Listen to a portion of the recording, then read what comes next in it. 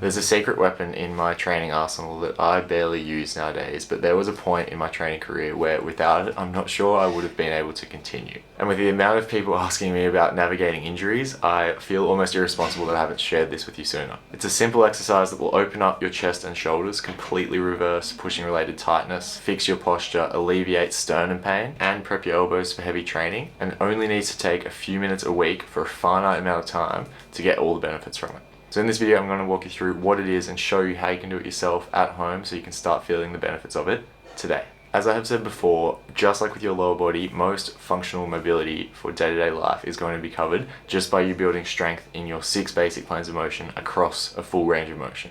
Generally speaking, strength train properly and you're good.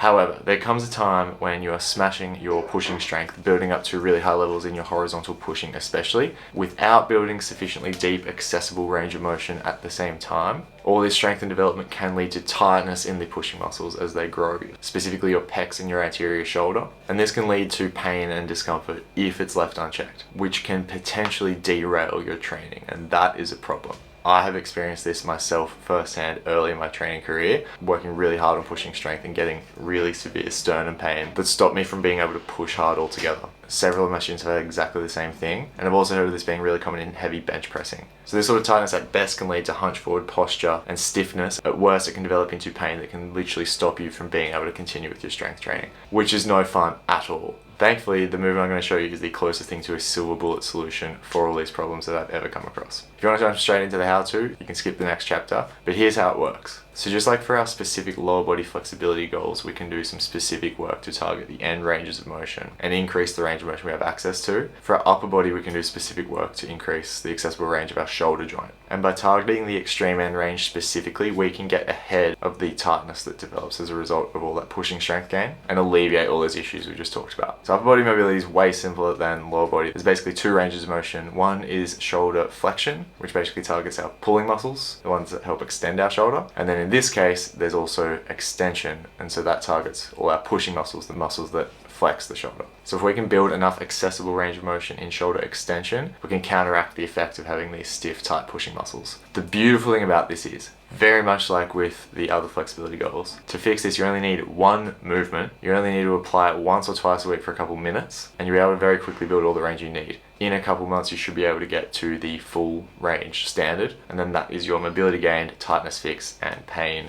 alleviated. After that you can literally move on, enjoy your pain-free upper body, and just have this in your back pocket ready to use whenever you feel stiff or like you want to open things up again. For me, I pull this out once every couple of months, literally. If you're working on mobility forever, I don't think you're doing it properly. It should really be something that you get done over a number of months and then move on and spend your time on the training that really counts long term, building up your strength. So with the theory out of the way, let's get into the movement. The solution to build all the shoulder extension that you'll ever need to fix your chest and shoulders is the German hang. Our goal ultimately, as a standard to work towards before you move on from this, is basically a full depth German hang like this. Now before you get scared and think that you're way too beginner for this is end goal. It's going to take you time to build to this. Once you get there, you no longer have the problems that we're having this conversation to solve. So I will show you how to start from any level. This is the end goal that we're working towards eventually. Anyone can start this at any strength and mobility level, but the sooner you can progress your level incrementally towards this, the sooner you can say goodbye to chest and shoulder tightness and having this ever be something that you have to spend mental energy and time worrying about. So same principles as building mobility in any other range of motion. We want to do this under load, because the way that we will build more accessible range of motion is increasing our strength within the range that we currently have access to. So we want to do this with our full body weight on it and just progressively increase the range over time. So I'll walk you through how to do this. If you have rings or a overhead bar that you can use, watch this through once and then come back and have a go. Refer to this video as many times as you need. The first step is to obviously grab the rings or the bar. We want to do this with a supinated grip. The reason is, if we're going to do a movement, we want to do it properly and get all the benefits from it. And you'll experience massive strength and stability gains in your elbows by doing this with a supinated grip. The way you can remember that it's supinated is if you were drinking soup.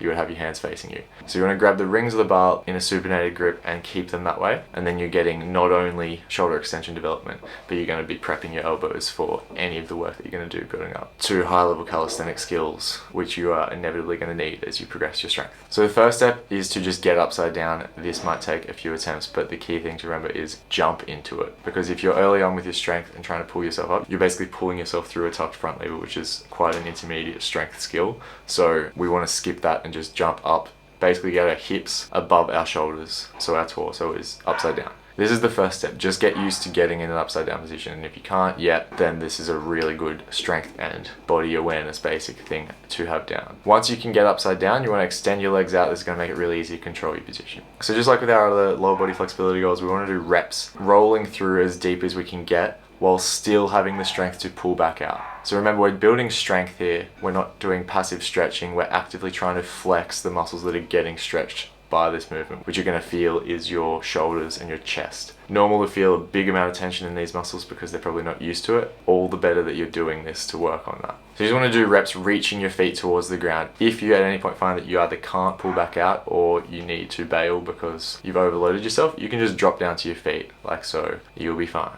And as we do these reps over time, our goal is to just get deeper and deeper, working up to the point where eventually, over time, we get to the point where we can securely hold ourselves in this deep bottom position. Now, at no point are my feet or knees touching the ground. Have the discipline to keep the load on your upper body, because that's how we're going to get it stronger. Again, ideally, you're able to pull back out every rep. If you can't, that's okay, but just try and go to a point where you have the strength to do so that you can practice building that strength to pull out. When you're doing these reps, really think about that contraction, pulling against your body weight with your chest and shoulders as if you're about to pull out of the movement the whole time. The more you can practice intentionally flexing those muscles, the faster they're going to get stronger, and the faster you're going to unlock more range of motion and get all the benefits from the movement. And so that's what progression basically looks like. Don't be deflated if you're just doing reps like this for a while. Over time, you'll build confidence and strength to be able to move deeper. In terms of programming, very simple, exactly like with our lower body stuff. So for whatever period of time it takes you to go from where you're at now to the end goal, I suggest doing this once or twice a week. For simplicity's sake, just put it after your upper body strength training, because that should be happening once or twice a week. And it's going to mean that those muscles are warmed up and ready to go. You'll get the most depth. And it'll mean you've got plenty of recovery before your strength training sets,